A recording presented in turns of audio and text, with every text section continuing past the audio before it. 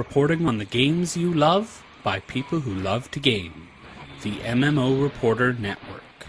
Happiness mode engaged. Raven's feathers. Those ministry soldiers are a nest of jerks. That commander of theirs said the inn was barely good enough for him. Then he took the whole top floor for himself.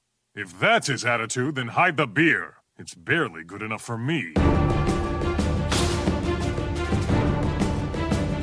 Hello. Welcome.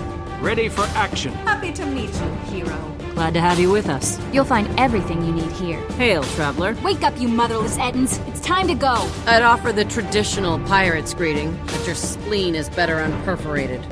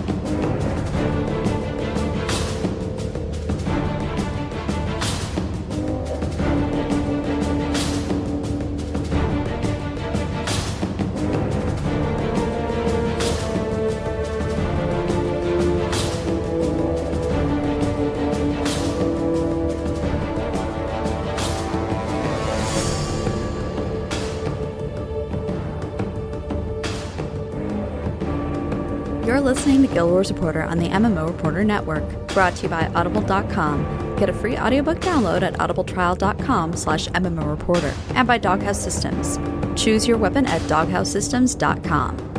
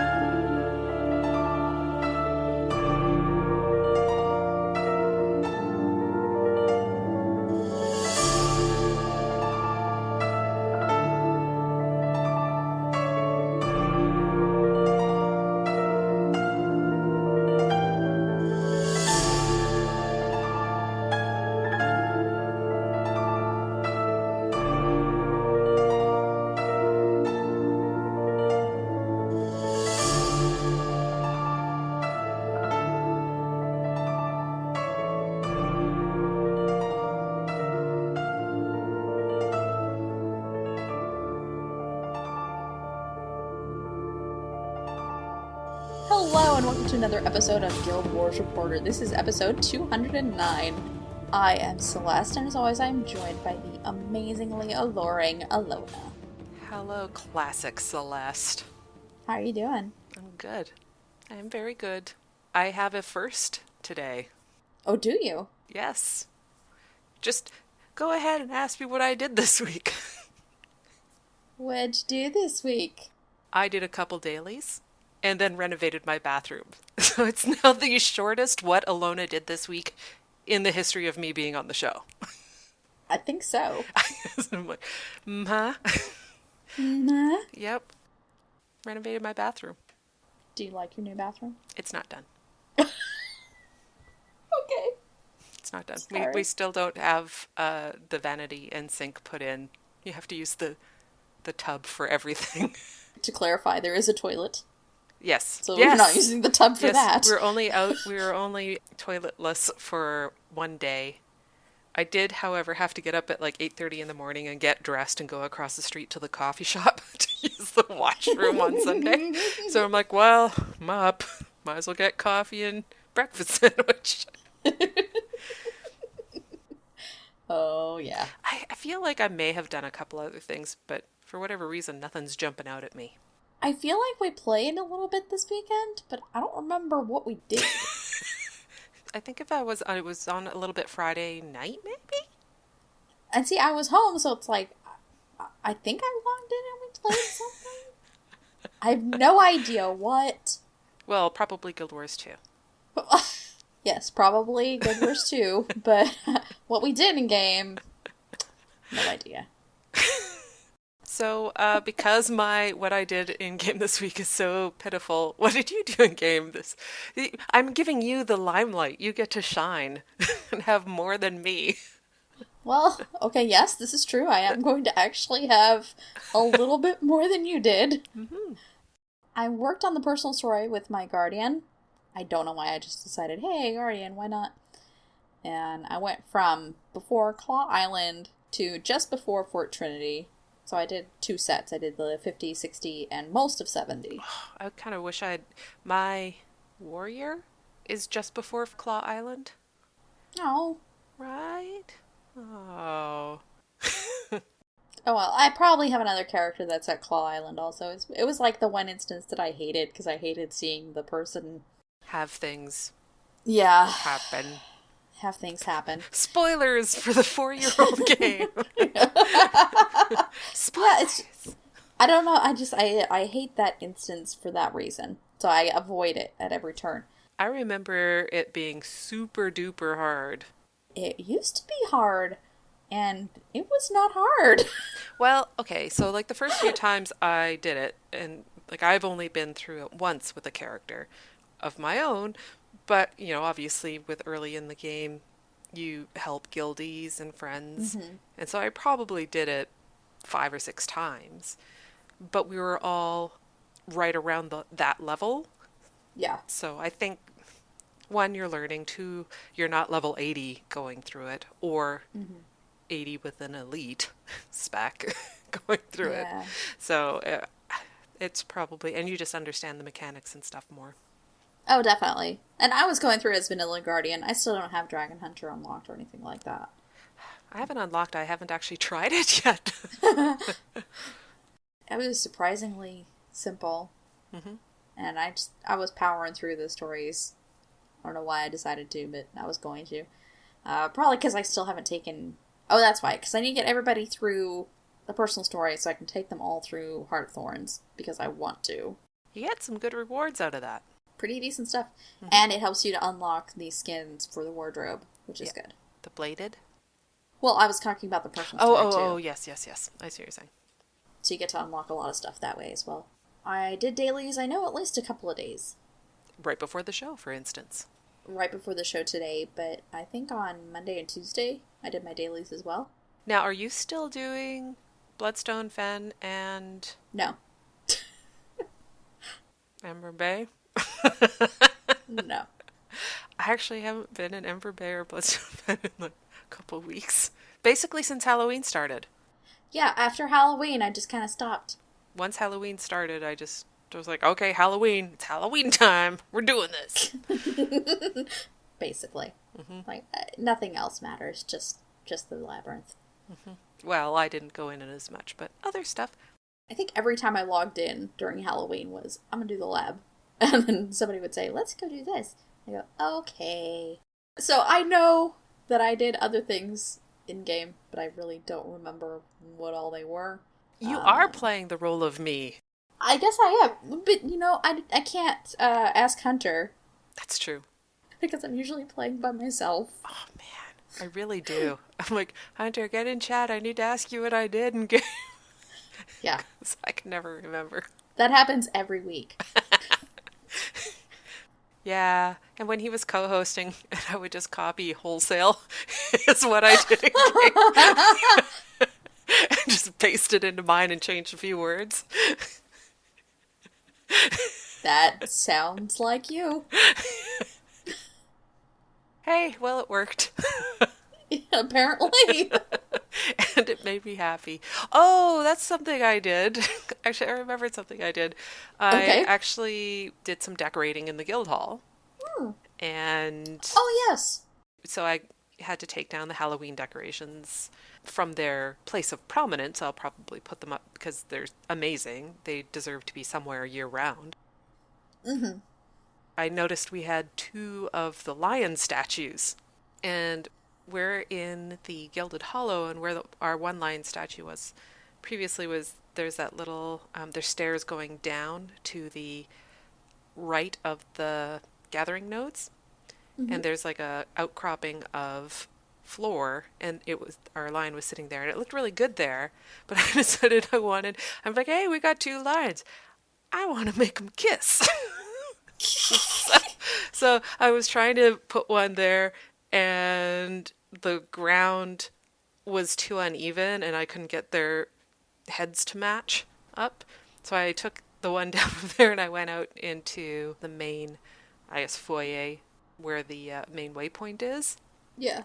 And put them mouth to mouth there. And I was in chat with Hunter during that, and I was giggling the whole time I was doing this, and he was like, "You're making them kiss, aren't you?" And I'm like, "Yes!" Like, just from my maniacal laughing, he knew what I was doing. Now kiss. Now kiss. That's actually the one thing I did, and I'm very proud of it.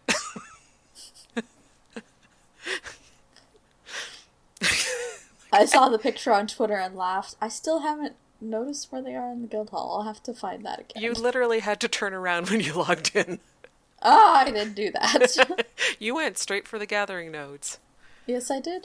Okay, so we live stream on Wednesdays at 9:30 p.m. Eastern, 6:30 p.m. Pacific at twitch.tv/MMOReporter. You can subscribe to the audio version of the podcast on iTunes, Stitcher, and Google Play. Remember to rate and review us so that people know that we're a real podcast, and Celeste cannot speak English words. Well, while Celeste has a breakdown, we did get a review on iTunes on November 11th from the US, from Moonbird 1986, and I really love that name. I always comment on people's names. It says, "Excellent podcast. This podcast is great. Celeste and Allona are great hosts, and it is fun to listen and laugh with them.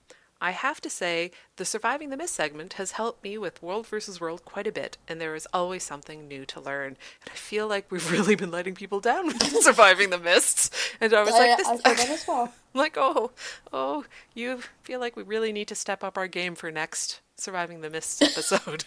I do, yeah. So, next one's for you, Moonbird. We're going to get Hunter to do it for us. Exactly. Now, a word on next week. I won't be here, but the Canadians will be taking over. Because we already had Thanksgiving a month ago. Yeah, we're a bit late. Oh, well. Think we're ready for another attack? From land, air, or sea, we won't be caught off guard again.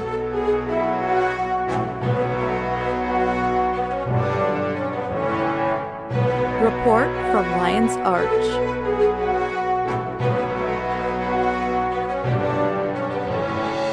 Long live Lion's Arch.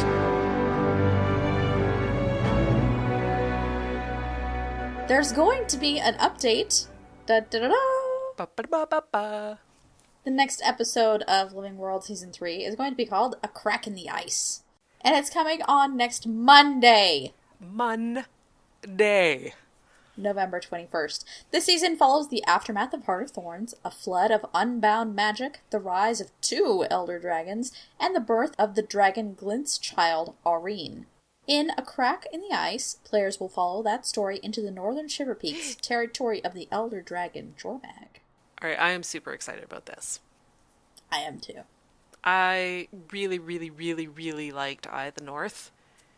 And the prospect of going to those areas is like, so exciting. It's very exciting. It's very exciting. Also, I have to say, I love the name of this episode. A Crack in the Ice. Yeah, there's just something really so good about it. So, we're moving on Jormag ahead of Primordus. Like, we went into the Ring of Fire Islands just to basically grab samples and to find a dwarf head. I'm wondering what it is. Because I've recently renovated my bathroom, I'm going to use toilet analogies. When you're tightening down your toilet, you have to alternate from side to side so that you don't break one side because you've over-tightened it.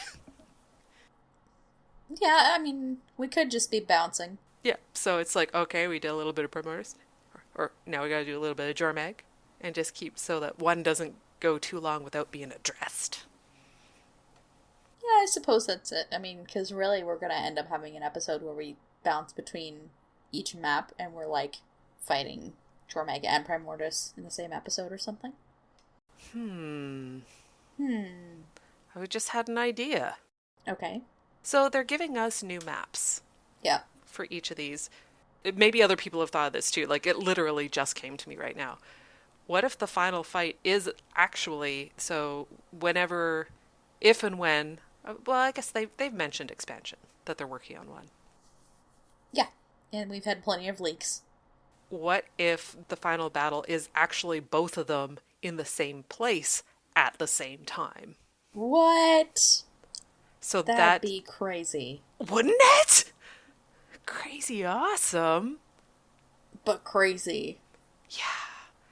So that's, when you think about it, because they're already sending us out to these kind of like the areas that are not domains, but you know what I mean, like the more natural habitat of these particular dragons. Yeah. So where is that going to go? Like, are we going to continue going further apart from each other? I think for an expansion, they need to bring you to one location. I see where you went with that. Yeah. Yeah. I got a pretty good idea there. So there have been hints for other things as well. So, like, what if, holy crap, Celeste, what if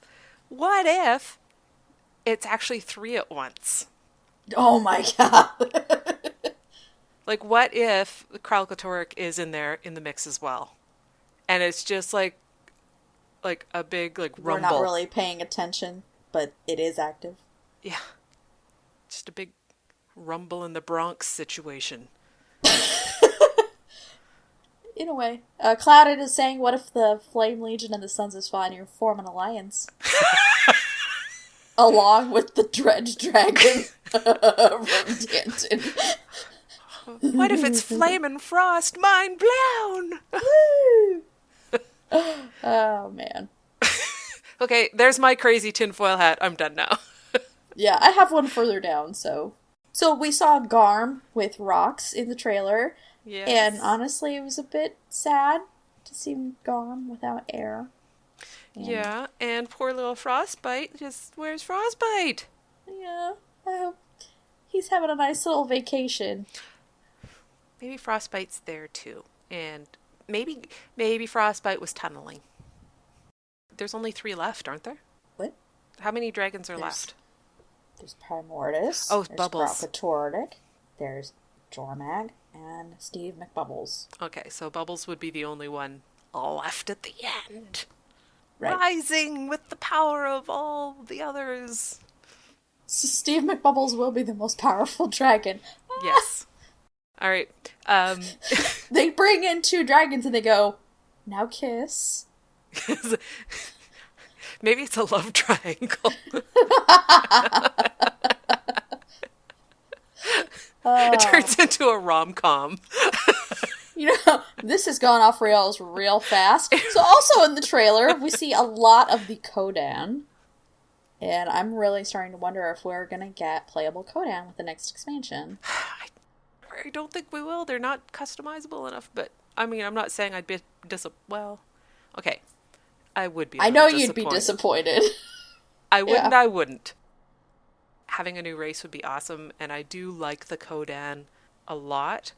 My issue with that is their naming convention is very specific. True.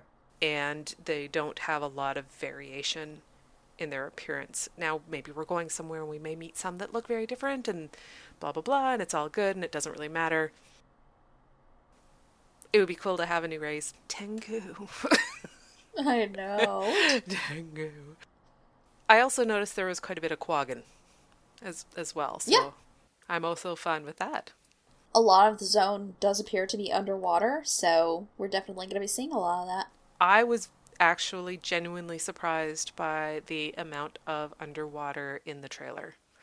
I'd say it was like less than 20% of the trailer, but... Well, when you consider how much has been in any of the other ones. Fair enough. It's like a 3,000% increase. Yes, pretty much. That is science. Number, I did not randomly pull that out of thin air. I was intrigued by that. I liked seeing all the different Kodan. That was very, very cool. Yeah.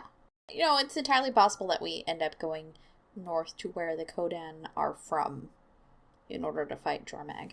Mm-hmm. I also liked all the Norn ruins. Mm-hmm.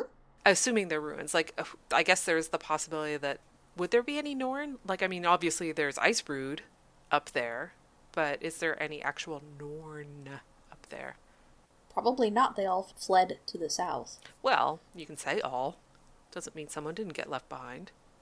Right, but in that case, they would have been in constant battle with Icebrood and minions of Jormag. Yeah, they'd be so kick bum right now.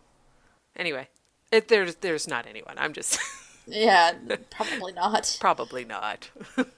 So there are the vine-touched Icebrood, which remind us that the dragons are absorbing magical powers from Chaitan and Morty, and that things are getting more and more powerful, which I thought it was nice to make sure that we at least saw that to kind of remind people who hadn't caught up with the rest of the story so far.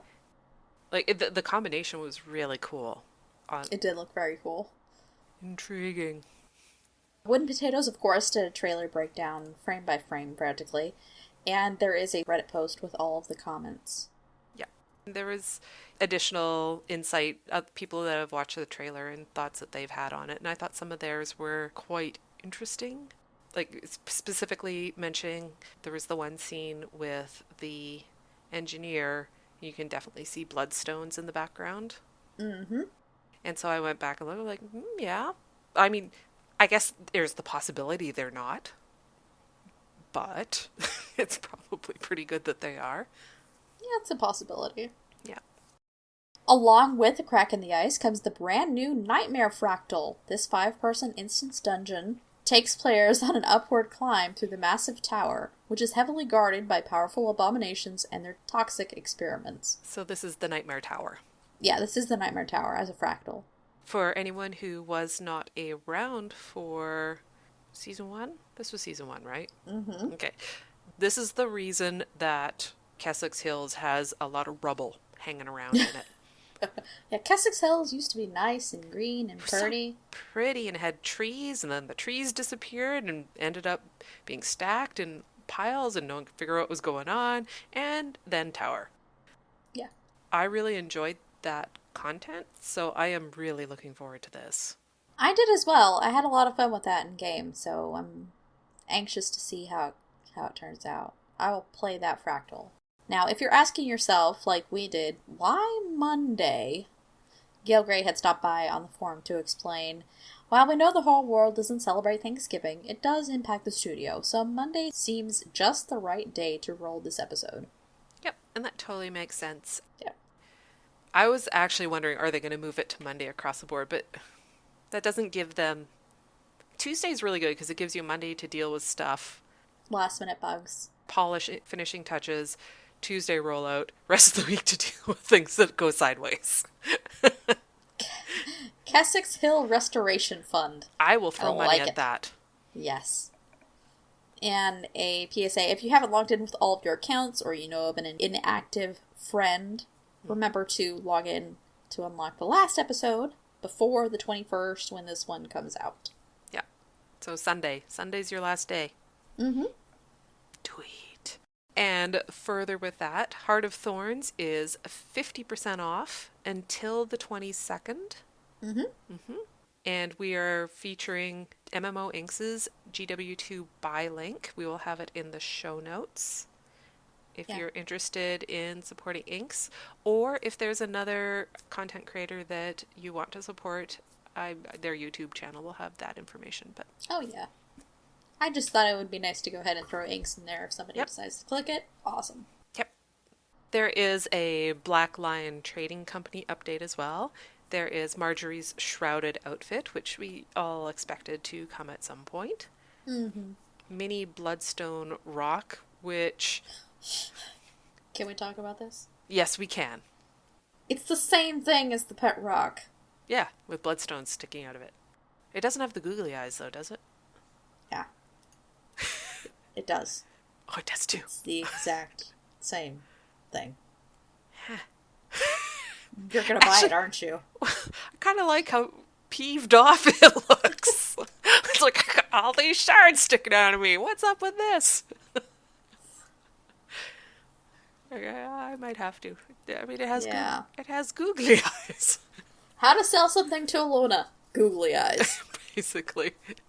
As well, the Crystal Arbiter and Bandit Sniper appearance packs have returned, and we didn't have the prices for any of these, oddly enough. I was gonna do that, but then we did dailies. So they cost some gems.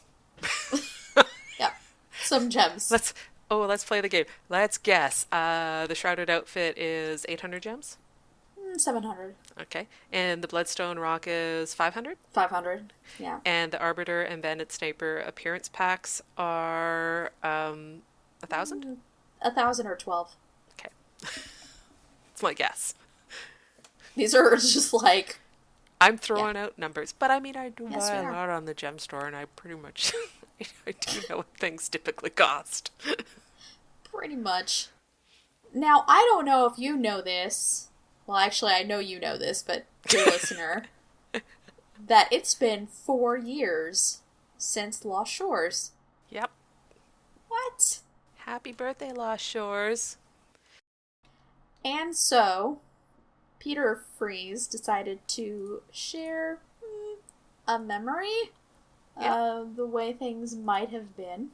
So, he describes, Canuck, Silvari, male, second-born, and basically and justifies the means type of guy, kind of redeems himself a little bit, but he's learned enough to not be so carelessly destructive, but not necessarily enough to be constructive. These are from Scott McGough's initial story pitch for November Update, as it had been called at the time. Then there is Elam Keel, human male, instead of Ellen Keel. But it's basically the same character. Yes. I actually thought that was interesting as well. This is my Star Trek Deep Space Nine nerd coming out. Elam is the name of Garrick. Is Garrick's first name in Deep Space Nine. And I thought that was awesome. Now, see, I'm going to go ahead and share my lack of spelling. I thought it was Ellen Keel, like the keel of a boat. I didn't realize that the keel of the boat was K-E-E-L. So I always just assumed it was keel, like a boat, because it's L-A and it's ships. But on Reddit, he comments about how it's about somebody from Jaws. Yep. A villain named Jaws was played by Richard Keel in the Roger Moore James Bond movies. Mm-hmm. I just... yeah. I thought that was an interesting tidbit. Yeah. I just had not even come close to noticing that it had been 4 years. Yeah. And drawing attention to it definitely made me think about it. And one of the things that Peter did as well is post the URL to the Lost Shores release page. So I was like, oh, memories. Talking about that. And this was the one I took the day off work for it. And was in with friends and guildies. And we were like, wow, we're doing this. And then the laptop I was on did an automatic Windows update and shut down my computer just before the Karka attack. And I couldn't get into the same map as them and the map I was in. And so I missed the cinematic of the lighthouse. And so, I mean, it was like, I'm okay with it now. I was pretty angry at the time. And not at the game, like at Windows. I changed my settings. so that this would never happen again. Actually, you know what I might do? I might go and look up if there's any videos of that. I'm sure somebody capped it. Yeah.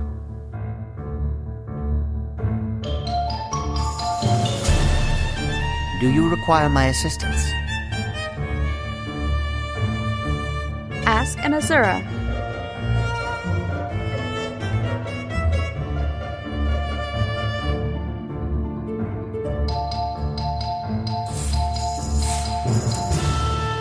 Excelsior! We got a question on Twitter from Danton. The burning question is lore behind Jormag. Does this mean Yeti plant monsters?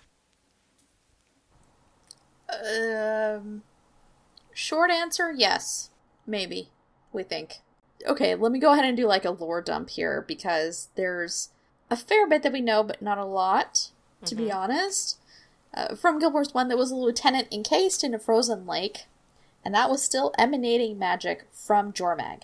This magic adversely affected Svanir, who was Jorah's brother, eventually leading to the Sons of Svanir that you see in Guild Wars 2.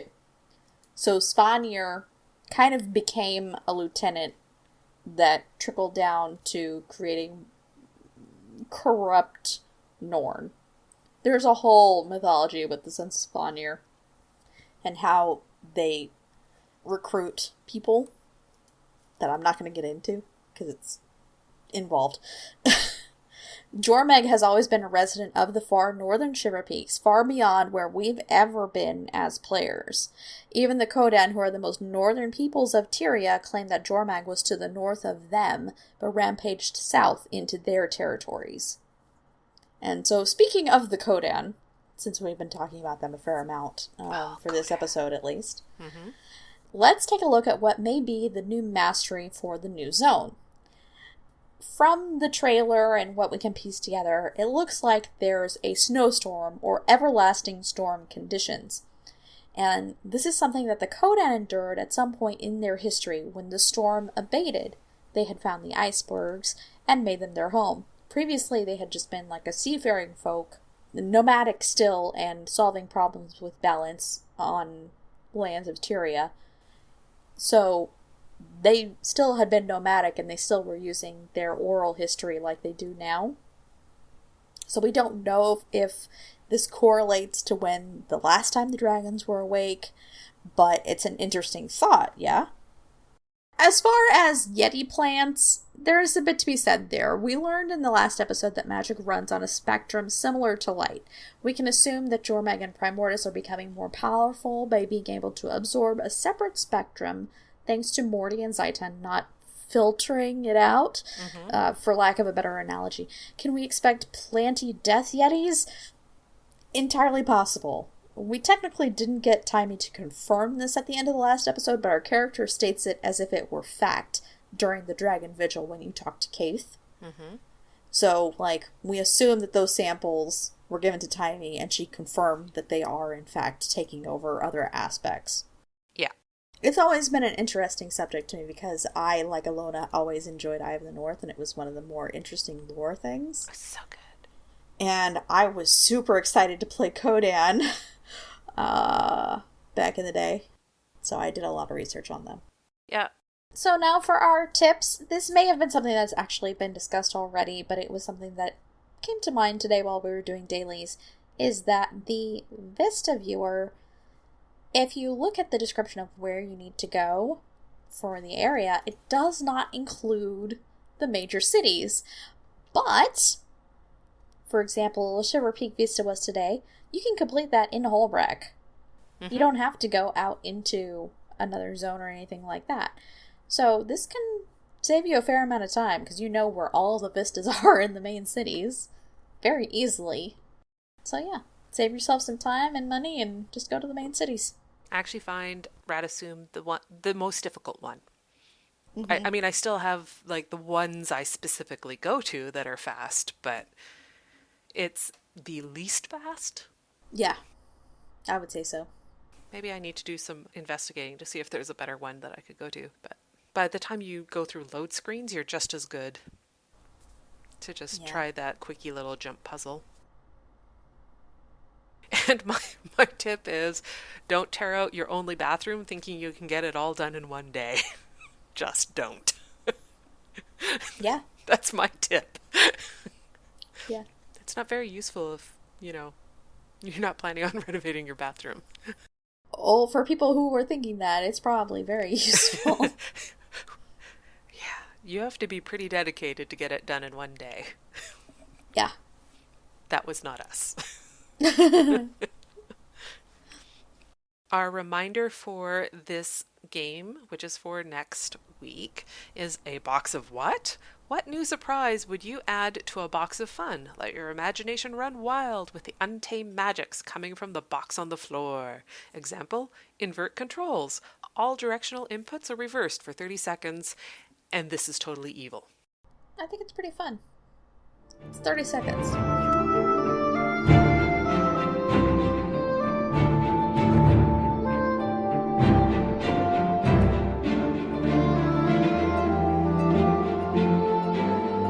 Tales of Tyria.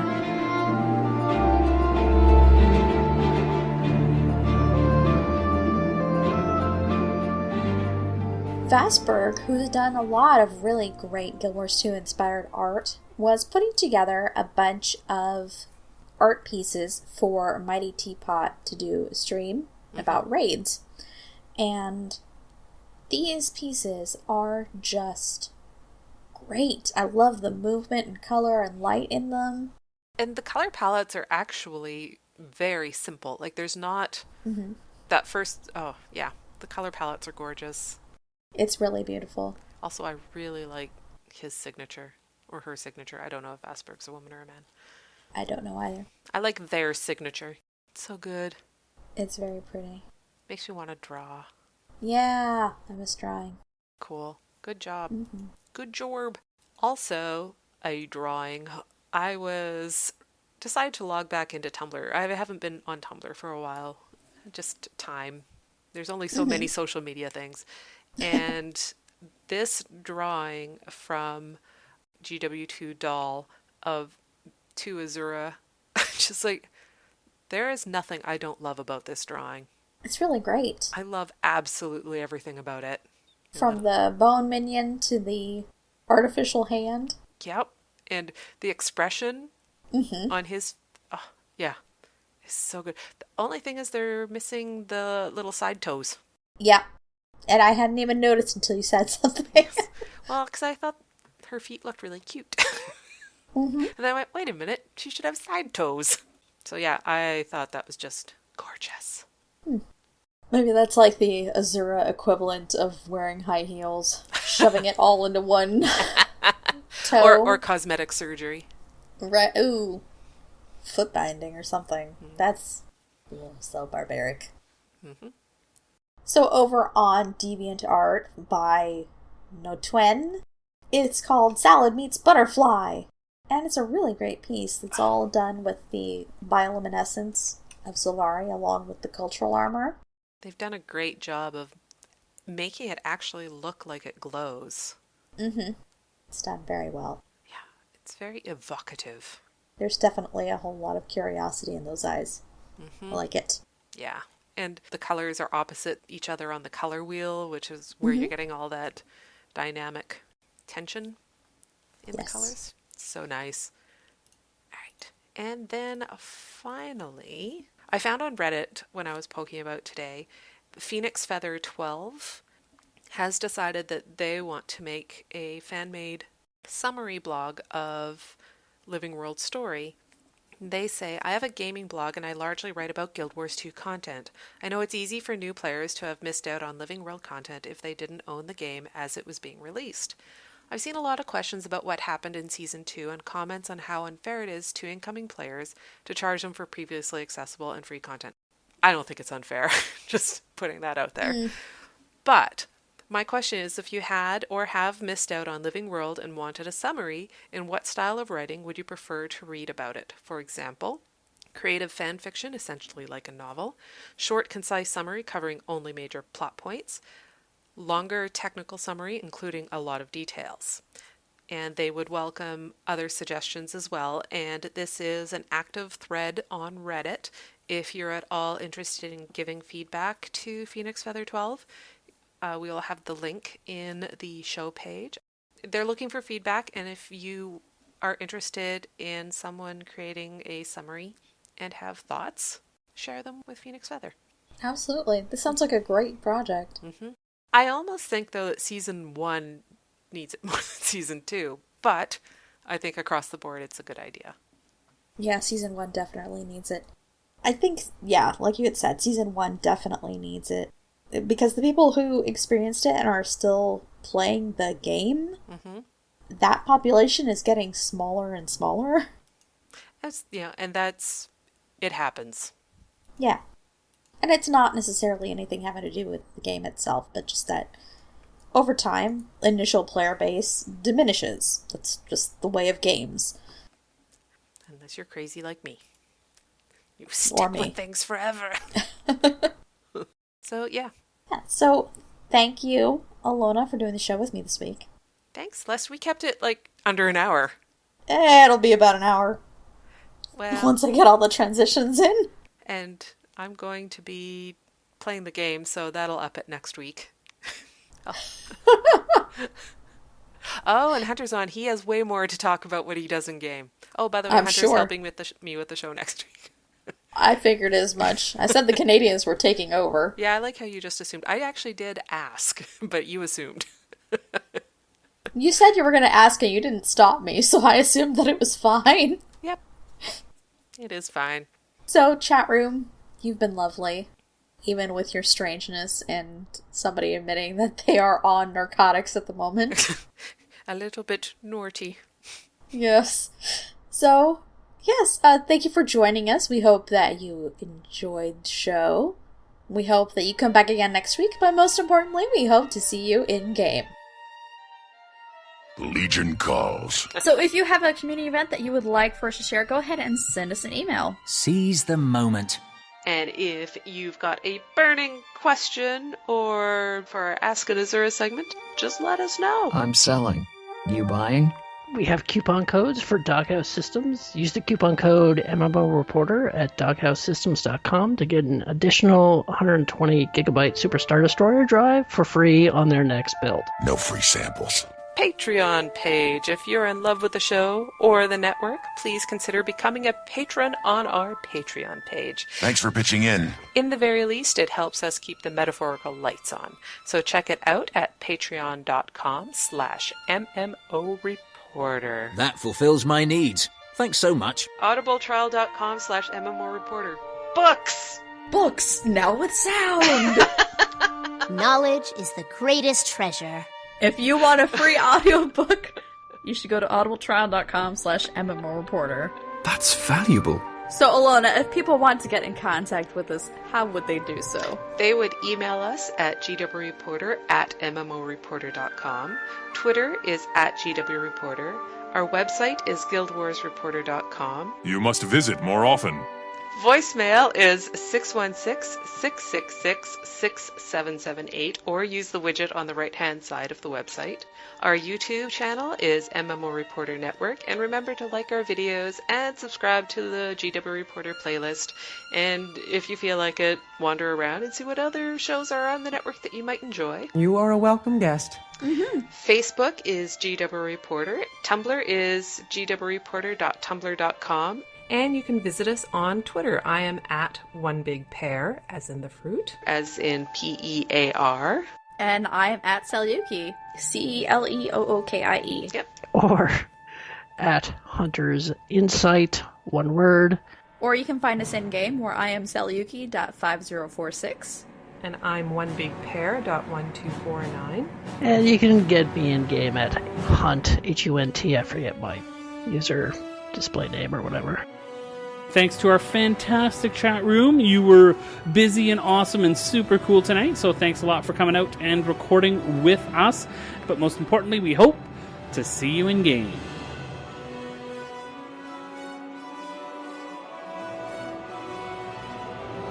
May the spirits of the wild watch over you. Good hunting. Keep your blade sharp and your powder dry. Take care of yourself. May the Six watch over you. Until next time.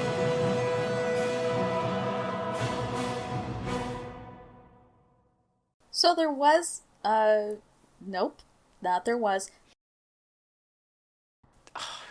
Cloud, I'm going to have that song in my head for the rest of the show. Just another manic Monday. Whoa, whoa. I can't sing it because Hunter will make fun of me. Oh. But it's an interesting thought, yeah? She says to silence. Oh, sorry. So I was actually looking up video for Ruin and Danton.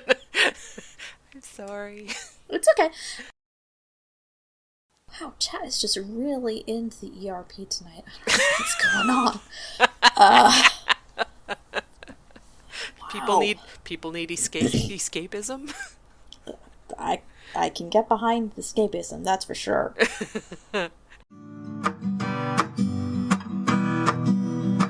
Thanks for watching the video, everybody. Don't forget to check out all the other podcasts at MMOReporter.com or by clicking on any of the links here. And please check out our Patreon campaign at patreon.com/MMOReporter. Thanks, everyone, and see you in game.